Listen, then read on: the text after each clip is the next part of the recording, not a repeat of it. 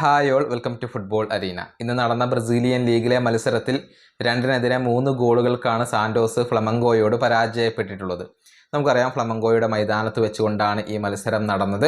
മത്സരത്തിൽ Neymar junior കളിച്ചിരുന്നു. എന്നാൽ 85-ാമത്തെ മിനിറ്റിൽ പരിശീലകൻ അദ്ദേഹത്തെ പിൻവലിക്കുകയായിരുന്നു. ഈ സമയത്ത് ചില സംഭവങ്ങളൊക്കെ നടന്നിട്ടുണ്ട്. അതായത് ഫ്ലമംഗോയുടെ ആരാധകർ നെയ്മർ ജൂനിയറെ കൂവി വിളിച്ചു. വ്യാപകമായ കൂവലുകൾ കേൾക്കാൻ കഴിഞ്ഞിരുന്നു. മാത്രമല്ല, അവിടെ ഒരു ചാൻറ്റും കൂടി ഉണ്ടായിരുന്നു. നെയ്മർ ജൂനിയറെ പരിഹസിച്ചുകൊണ്ടുള്ള ചാൻഡ് ആയിരുന്നു ഫ്ലമംഗോയുടെ ആരാധകർ മുഴക്കിയിരുന്നത്. അതിന്റെ അർത്ഥം ഇങ്ങനെയാണ്: നെയ്മർ ഫക്ക് ഓഫ്, നീ ഇങ്ങോട്ട് തിരിച്ചു വന്നത് സെക്കൻഡ് ഡിവിഷനിൽ കളിക്കാൻ വേണ്ടിയാണ്. ഇതായിരുന്നു ഫ്ലമംഗോ ആരാധകരുടെ ഒരു ചാൻഡ് ഉണ്ടായിരുന്നത്. നെയ്മർ ജൂനിയറെ പരിഹസിക്കുകയാണ് അവർ ചെയ്തിട്ടുള്ളത്.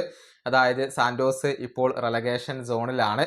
അതിനർത്ഥം അടുത്ത സീസണിൽ മിക്കവാറും അവർ സെക്കൻഡ് ഡിവിഷനിൽ കളിക്കേണ്ടി വന്നേക്കും എന്നുള്ളതാണ്. അല്ല എങ്കിൽ ഇനിയുള്ള മത്സരങ്ങളിൽ അവർ പോസിറ്റീവായ റിസൾട്ടുകൾ ഉണ്ടാക്കിയെടുക്കേണ്ടതുണ്ട്.